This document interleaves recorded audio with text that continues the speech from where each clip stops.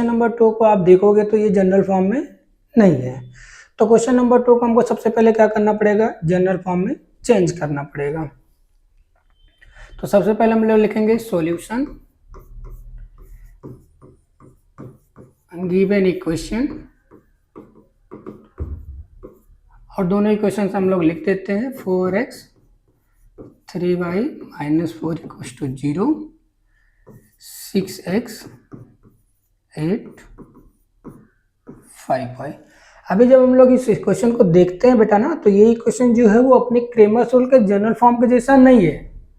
अब नहीं है तो हमको उसको करना पड़ेगा, और करने के लिए हमारे पास जनरल फॉर्मूले का बेसिक क्या है कि सबसे पहले आपके साथ x होना चाहिए, फिर y होना चाहिए, और इक्वल टू में c होना चाहिए। अब c होने का मतलब क्या है बेटा कि c मतलब कांस्टेंट नंबर होना चाहिए राइट साइड में। तो अब इसको रीअरेंज करते हैं। तो यहाँ पर हम लगेंगे रीअरेंज अबो इक्वेशंस।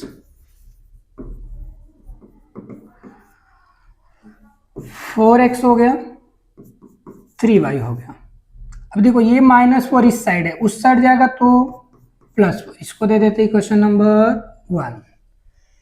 सेम दूसरे के साथ भी वही करेंगे। तो 6x ऑलरेडी हमारे पास इसी साइड है, अभी हमारे पास 8 है जो कि वो साइड है, तो उसको वहीं पे पड़े रहने देते, इसको इधर बुला लेते। तो ये नेगेटिव है तो इधर आ जाएगा, तो क्या हो जाएगा बच्चा अपना पॉजिटिव हो जाएगा।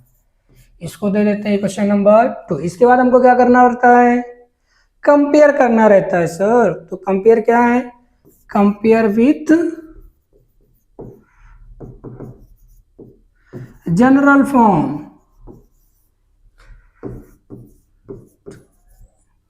अब कंपेयर विथ जनरल फॉर्म में हमारा क्या है बेटा, पहले a के साथ x है, b के साथ y है, इक्वल टू c है, बराबर।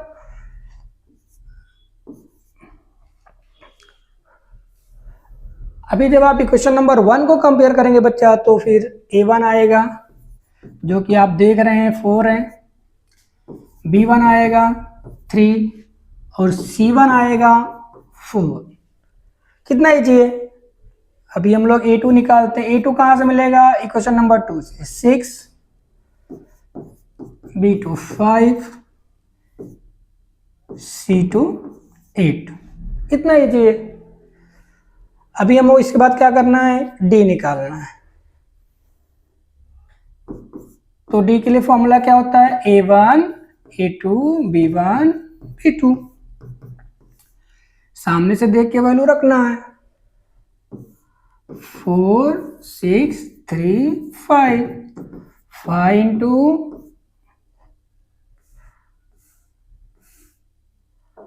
4 -6 इंटू 3, 5 4 जा 20, 6 3 जा 18, 2। आपको d मिल गया। इसके बाद हमको क्या निकालना रहता है बच्चा, dx निकालना रहता है। क्या निकालना रहता है, dx। तो dx इक्वल टू, फॉर्मूला तो याद ही होगा बच्चा आप लोग को, c1 c2 b1 b2। c1 c2 की जगह पे 4 8, और b1 b2 की जगह पे 3 5। 5 इंटू 4 -8 इंटू 3, 5 4 जा 20, 8 3 जा 24, -4। dx मिलने के बाद बेटा हम लोग क्या निकालते हैं, dy निकालते हैं।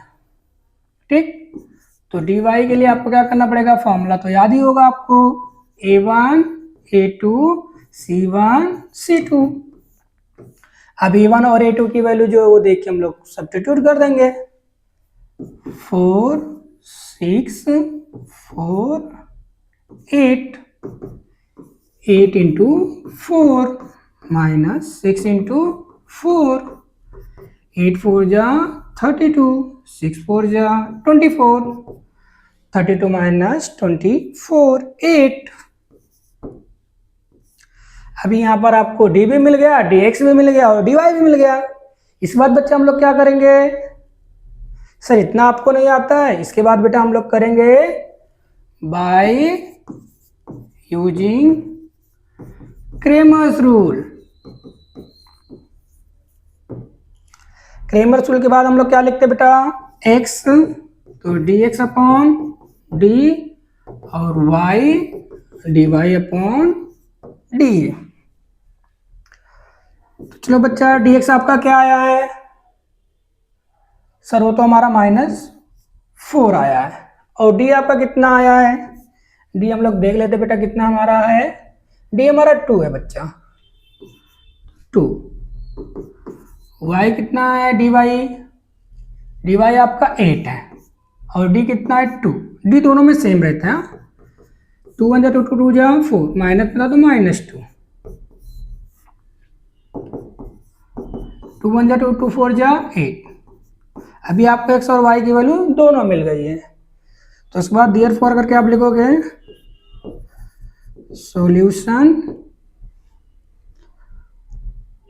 Is x, y equals to -2, 4। Okay बेटा, हो गया ये प्रॉब्लम सॉल्व। अभी अगर किसी बच्चे को स्क्रीनशॉट चाहिए तो आप स्क्रीनशॉट ले सकते हैं।